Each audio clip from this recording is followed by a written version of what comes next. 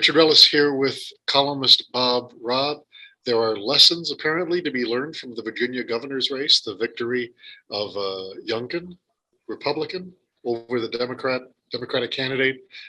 Bob, are the candidates for governor in Arizona listening to those lessons? No, they are on a different path, and I think will prove to be slow learners. It's widely perceived that the Youngkin victory in Virginia does provide a roadmap for Republicans to win in other contested competitive races. And I think everyone assumes that the governor's race here in Arizona will be one of those. And I think that conventional wisdom is true. I think that Youngkin's approach does provide a path to how Republicans can retain the governorship here as opposed to recovering it in Virginia. But it involves creating an independent political brand for the candidate and walking the difficult tightrope between making your own independence so you're acceptable to swing voters while not openly repudiating Donald Trump and alienating the base. Youngkin did that very skillfully in Virginia. None of the candidates here in Arizona are even attempting something similar. Yeah, you kind of go through them and in a way rank them in accordance of their Trump fealty. You also say that for many of them, it would be too late to plausibly reinvent themselves. Well, certainly Kari Lake has completely wrapped herself in the Trump mantle. And what Youngkin was able to do in Virginia is to persuade swing voters based upon him running on a Virginia-specific agenda that a vote for him was not a vote for a Trump proxy. It wasn't a vote to endorse Trump's view that the 2020 election was stolen. Kari Lake can make none of those kind of appeals to swing voters in Arizona.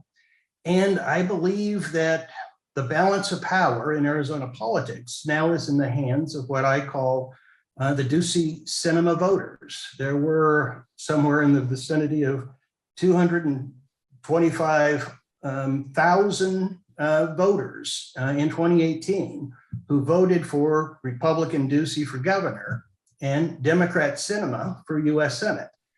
That is where the election will be decided.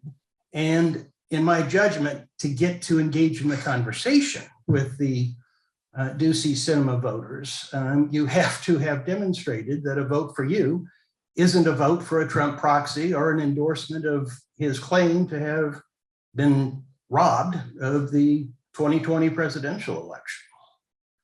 And you do say there is one candidate who seems to be attempting to run on Arizona issues only, but it's not among the Republican field.